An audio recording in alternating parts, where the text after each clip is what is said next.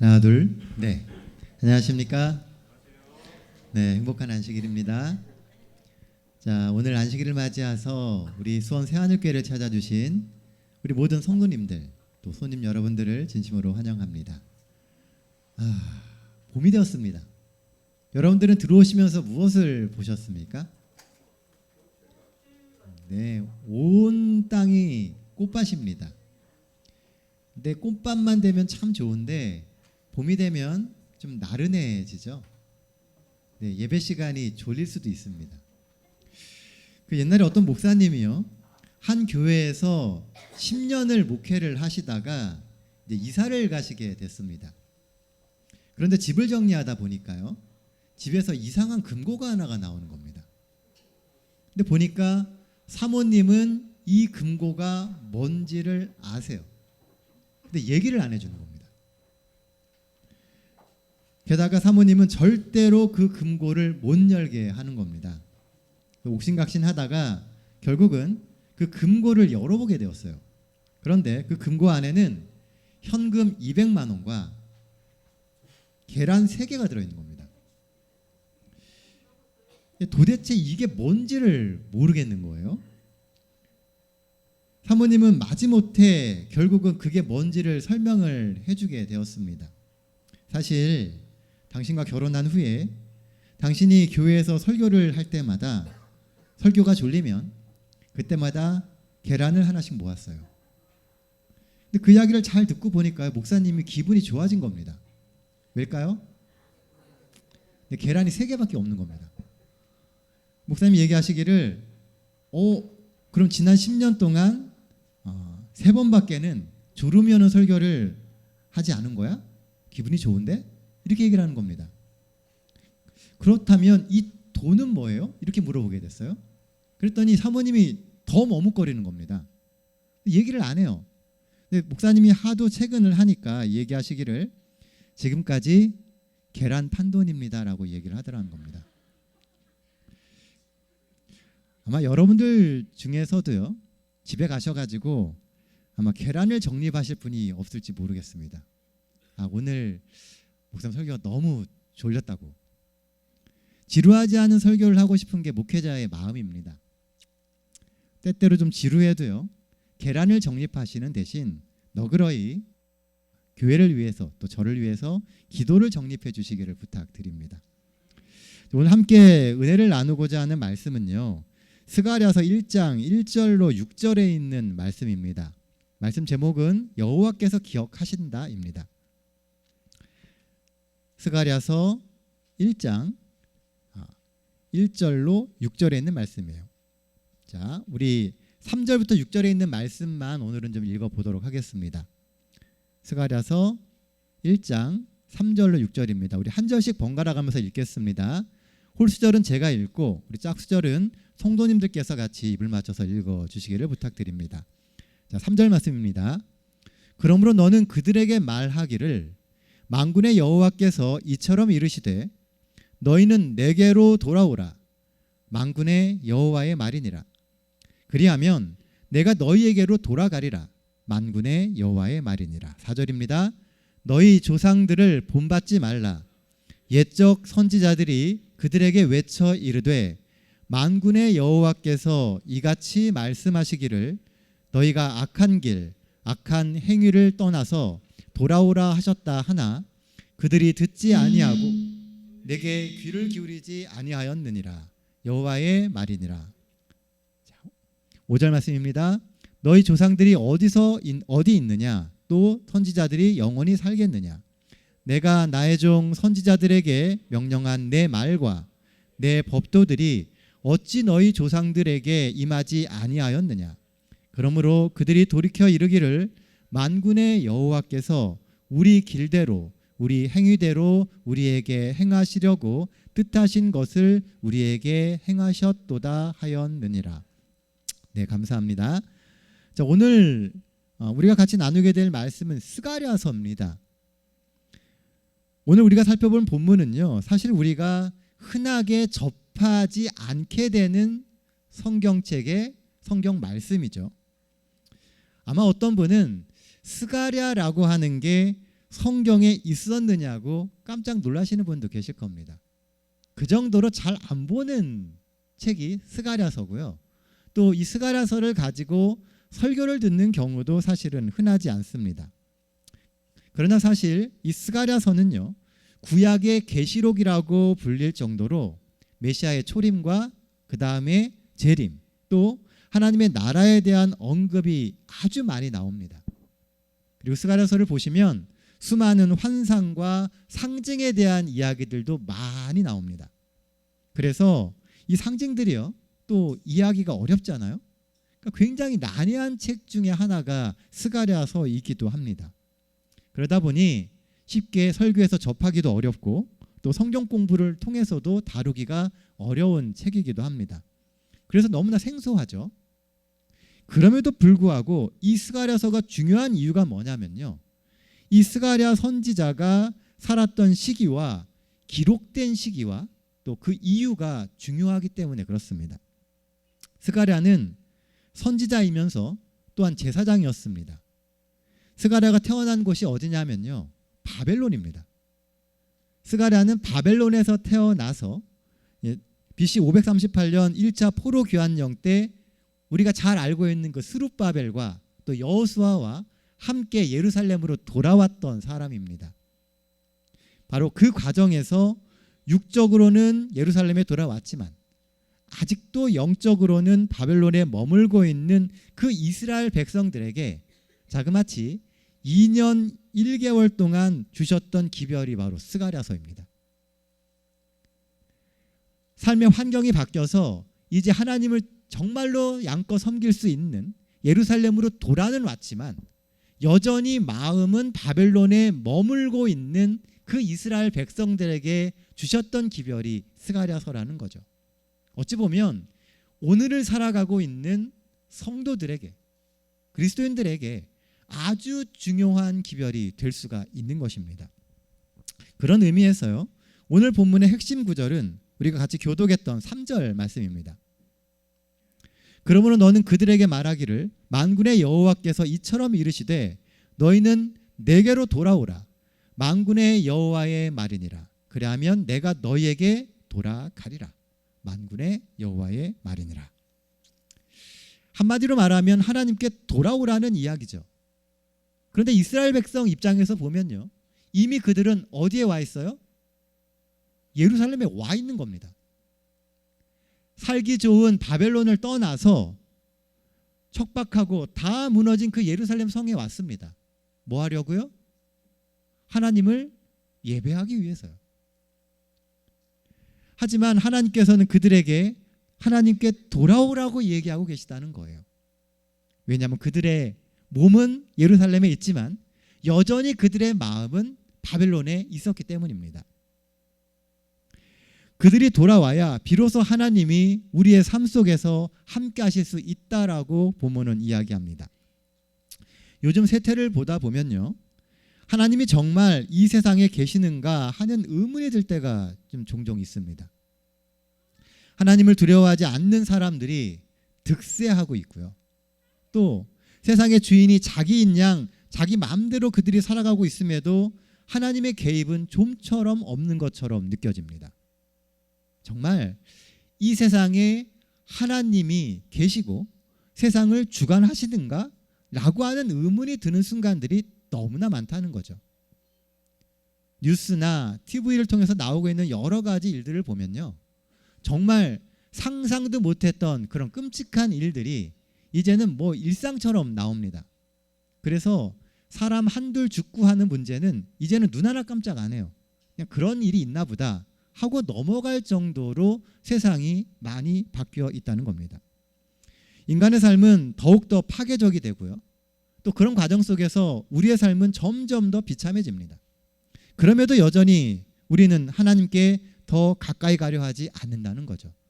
이 세태는 더 어려운 삶을 살아감에도 불구하고 하나님께 돌아오려고 하기보다는 하나님과 더 멀어지려고 하는 삶을 살아가고 있다는 겁니다. 사실 하나님과 적당한 거리를 두고 살아가는 게요, 우리에게도 너무나 익숙하지 않습니까?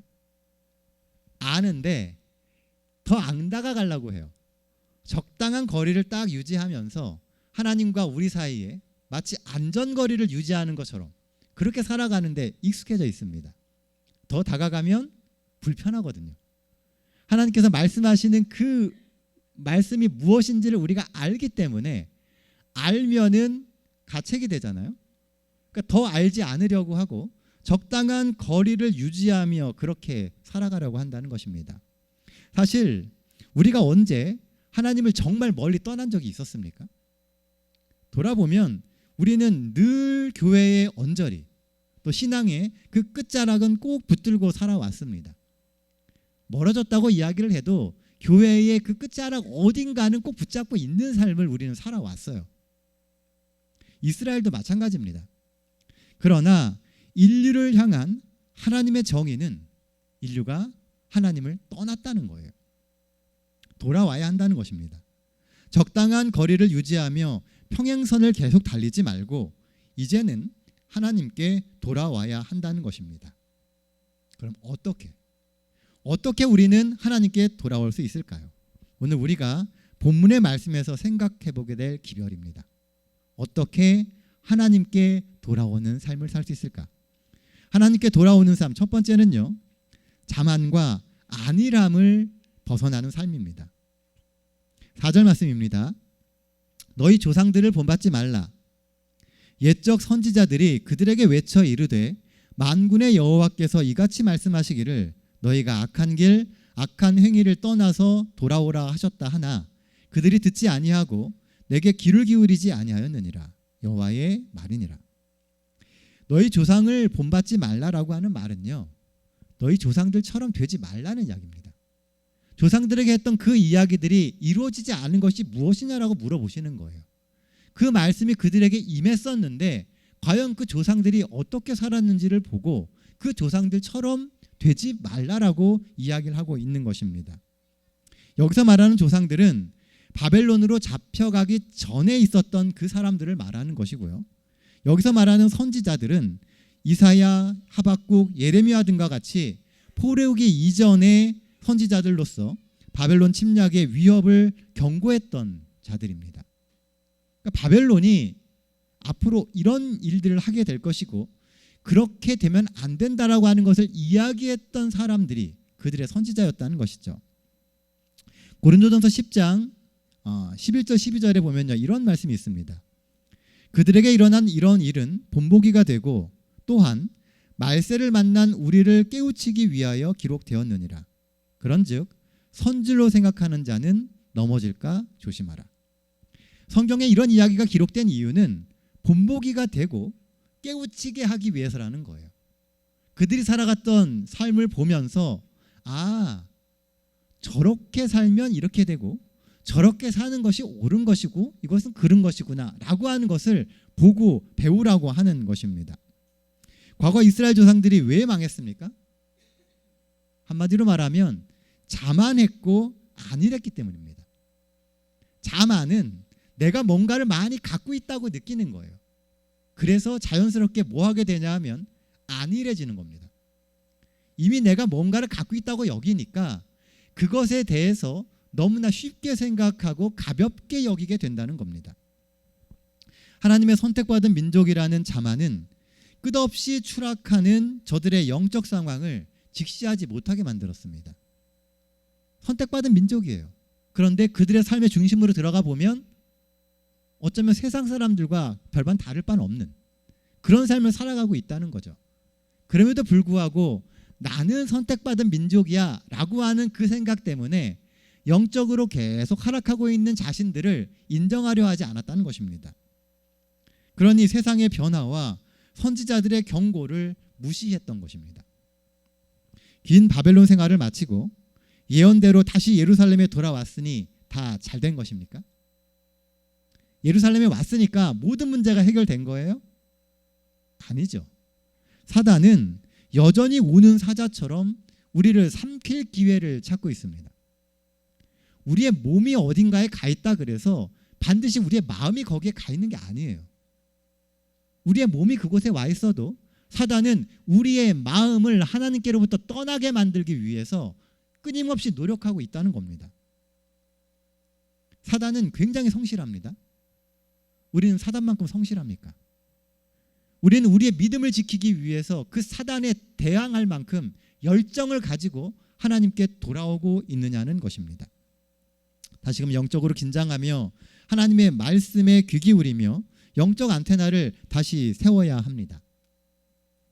현대 상태에 자만하며 안일하게 대처하면요, 금세 사단은 영적 주도권을 빼앗아 갑니다. 내가 하나님 안에서 뭔가를 하려고 하는, 또 그렇게 할 수 있는 자유가 어느 순간 보면 사단에 의해서 다 뺏겨버리고 만다는 거예요. 스가랴는 당시 영적인 태만에 빠져서 성전 재건을 중단한 백성들에게 과거 열조들이 악한 길에서 돌이키라는 선지자들의 경고를 무시하고 또 하나님의 공의로운 심판을 잃어버리고 살았던 그것에 대해서 경고를 하고 있는 것입니다. 결국 어떻게 되었느냐는 것이죠. 하나님이 주시는 그 기별들을 듣고 나서도 받아들이지 않고 삶을 바꾸지 않았을 때 결국 바벨론에 가서 그 어려운 시간을 겪지 않았느냐라고 다시 일깨워주고 있는 것입니다.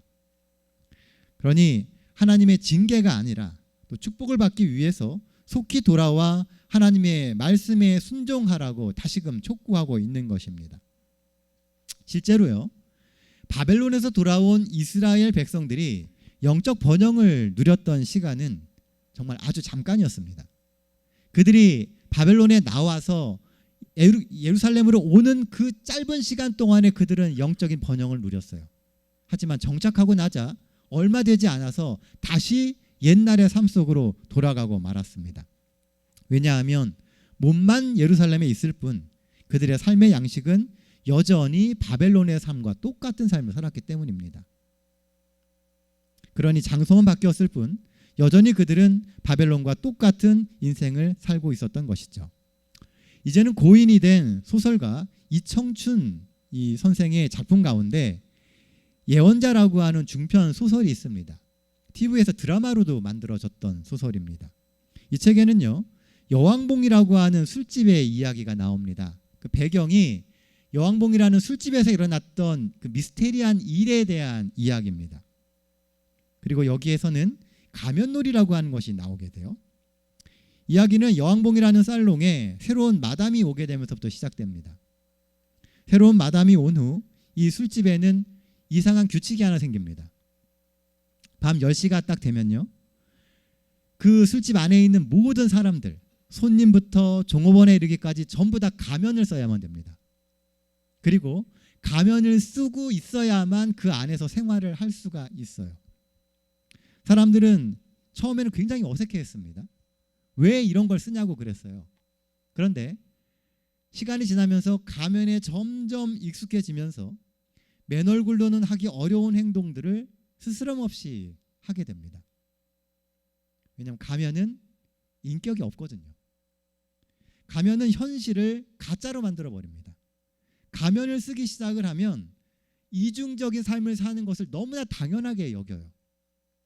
가면을 벗으면요, 언제 내가 그런 사람이었느냐는 듯이 전혀 다른 사람으로 돌변하는 겁니다. 가면을 쓰니까요, 갑자기 이 술집이 굉장히 잘 됩니다. 사람들이 전부 다 여기에 와가지고 꼭 10시 넘어야 와요. 그래야만 가면을 쓸 수 있거든요. 그러니까 밖에서는 하지 못하던 그것을 가면을 덧입어서 다 해보는 겁니다. 사람들은 점점 그 가면에 익숙해지면서 가슴속 깊이 감춰뒀던 욕심을 추구하며 살아갑니다. 그러면서 얘기를 해요. 나는 자유로워졌다고. 그렇게 하면서 가면 뒤에 숨어서 살아가게 되는 것입니다. 세상이 지금과 같은 것은요, 시대가 악해서가 아니에요. 우리는 종종 착각합니다. 세월이 하수상하여, 세월이 너무 악해서 지금 우리가 이런 삶을 살아간다고 생각합니다. 하지만 사실은요, 우리가 가면을 벗고 변화와 회개의 중심에 서려고 하지 않기 때문에 그렇습니다. 나의 진짜 모습을 인정하려고 하지 않는다는 거예요. 내 모습을 드러내고 변화하고 그 세상을 바꾸는 그 시대의 흐름에 묻어가지 않으려고 하는 그런 마음을 갖지 않는 이상은 세상은 여전히 변하지 않을 것이라는 것입니다. 우리는 시대에 묻어가는 사람이 아니라 시대를 변화시키고 이 시대가 나아가야 할 방향을, 또 바른 길을 끊임없이 제시해주는 사람이 되어야 합니다. 하나님이 우리에게 복음을 주신 이유는 그것을 알고 시대를 새롭게 밝히는 빛을 가진 사람이 되라는 의미거든요. 진실된 그리스도인, 말씀에 기울이며 자만하지 않고 안일하지 않은 그리스도인이 되어야 합니다. 그게 새 시대를 준비하는 남은 자손이 가야 할 숙명의 길입니다. 하나님의 백성이기에, 먼저 부르심받은 하나님의 사람이기에 우리는 그 길을 가야 되는 것이죠. 늘 주 앞에서 겸손히 자신을 비춰보시는 우리 모든 성도님들 되게 되시기를 간절히 바랍니다. 본문이 주는 하나님께 돌아오는 삶, 두 번째는요, 기회의 시간을 붙잡는 삶입니다. 5절 말씀입니다. 너희 조상들이 어디 있느냐? 또 선지자들이 영원히 살겠느냐? 우리는 흔히 이런 경고의 기별을 들으면요, 여러분들 어떠십니까? 헉 하는 마음이 들지 않으세요? 하나님이 왜 나한테 자꾸 이런 말을 하실까? 그리고 그 이야기를 듣는 게 기분이 좋습니까? 안 좋습니까? 별로 안 좋아요. 뻔히 아는 얘기인데 왜 맨날 저런 얘기를 나한테 주셔가지고 자꾸 이렇게 경각심을 갖게 만들지? 라는 생각을 갖게 된다는 것입니다. 왜냐하면 이런 기별들은요, 달가운 기별들이 아니기 때문에 그래요. 사랑의 하나님이 심판을 강조하시는 게 영 마음이 편하지는 않습니다. 그런데요, 이 기별을 전하고 있는 이 스가랴라고 하는 선지자의 이름의 뜻이 뭔지 아십니까? 스가랴의 이름의 뜻은요, 여호와께서 기억하신다입니다. 하나님께서 기억하신다는 거예요. 다른 말로 하나님께서 자기 백성들을 잊지 않고 계시다라고 하는 겁니다. 우리는 심판의 기별이 하나님께서 우리를 벌 주시기 위해서 주신다고 생각을 해요. 근데 그게 아니라는 겁니다. 하나님께서 심판의 경고를 주시는 이유는 사실 이 땅에 사는 단 한 명의 영혼도 놓치고 싶지 않은 하나님의 사랑의 음성입니다. 하나님은 늘 우리를 기억하세요. 우리의 삶의 문제를 보고 계시고 우리의 삶이 가야 될 그 모든 순간들을 하나님께서도 늘 같이 가주시고 계시다는 겁니다. 잊지 않고 계시다는 것이죠.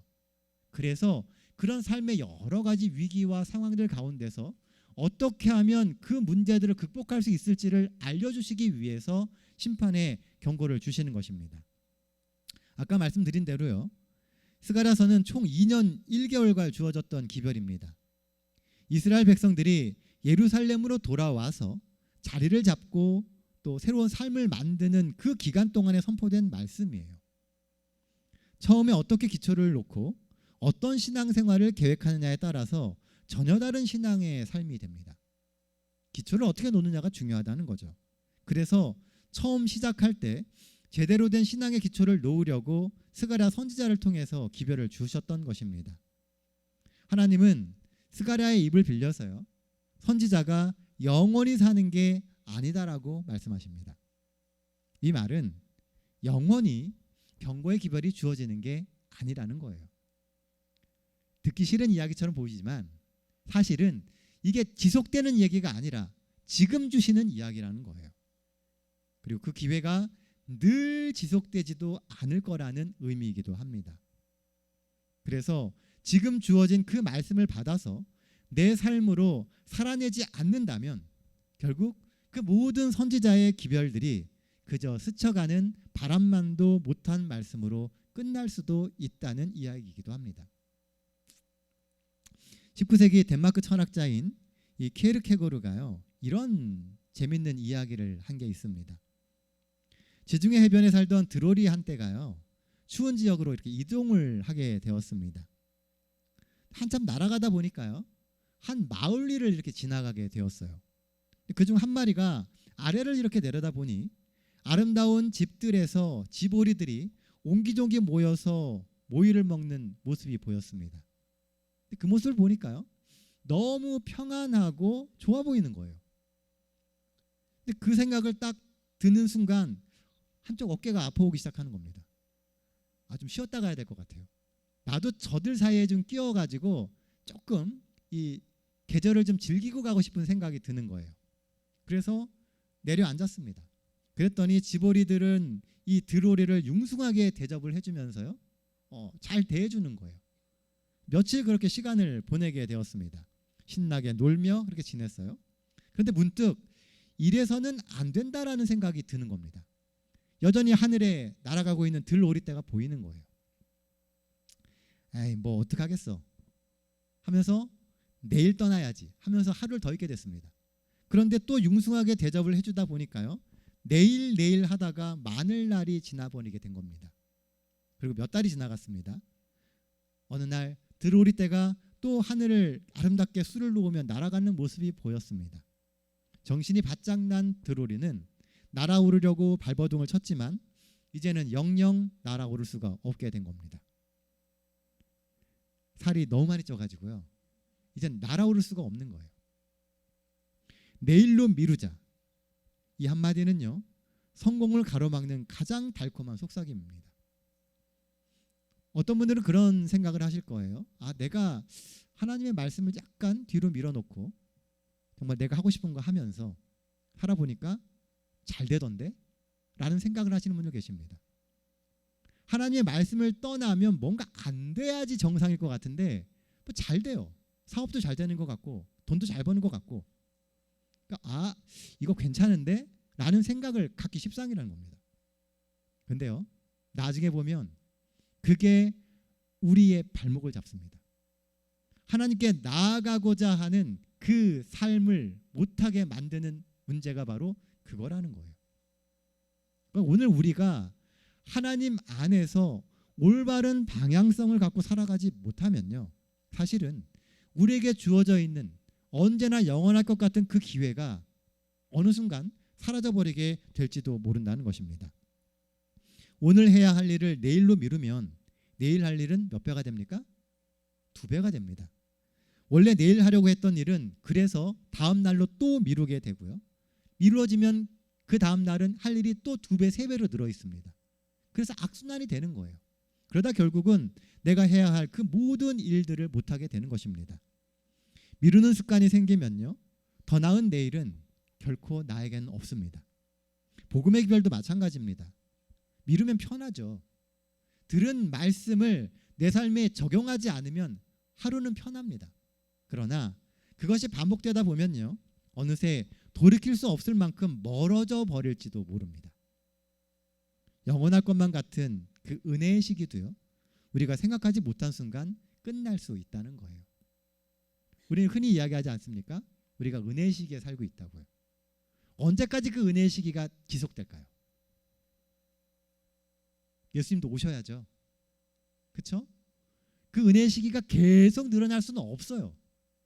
우리에게 하나님의 말씀이 여전히 있고 우리가 하나님께 나아갈 수 있는 기회가 있는 이 순간에 우리가 하나님 앞에 나아가지 않는다면 영원할 것 같은 이 은혜의 시기도 언젠가는 끝날 수 있습니다. 전략 컨설턴트인 마틴 베르가드는요, 이런 얘기를 했습니다. 순간을 미루면 인생마저 미루게 된다. 지금 이 순간을 미루면 결국은 우리가 얻어가게 될, 살아가야 할 그 인생 역시도 같이 미뤄지게 된다는 것입니다. 아주 공감되는 말 아닙니까? 핑계 없는 무덤 없다고요. 자기 합리화란 가장 강력한 마약과 같습니다. 오늘 나에게 있는 자기 합리화의 그 포장을 걷어버리고 한 걸음 더 받은 기별을 향해 나아가는 우리 모든 성도님들 되게 되시기를 간절히 바랍니다.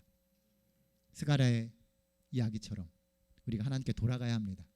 그래야 하나님이 우리의 삶에 오셔서 우리 삶의 주인이 되어 주실 수 있기 때문입니다. 이제 말씀 정리하도록 하겠습니다.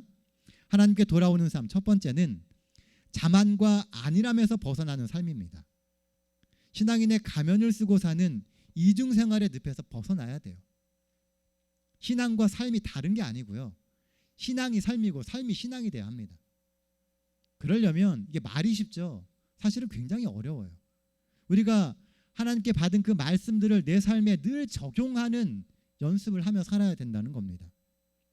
과거의 조상들의 실패를 거울 삼아 우리는 좀 달라져야 하지 않을까요? 옛날에 누군가가 똑같이 살다가 실패한 것을 봤다면 우리는 그 길을 걷지 않는 게 지혜로운 것입니다.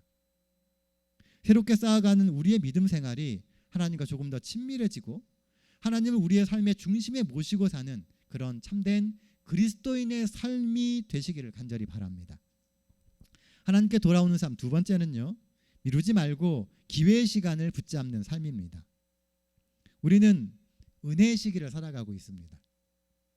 지금 살고 있는 이 시기가요, 은혜의 시기라고요. 이게 정상적인 삶이 아니라는 거예요. 사실은 하나님의 은혜 때문에 우리가 지금 이렇게 살고 있다는 겁니다. 하지만 이 은혜의 시기도요, 영원한 게 아닙니다.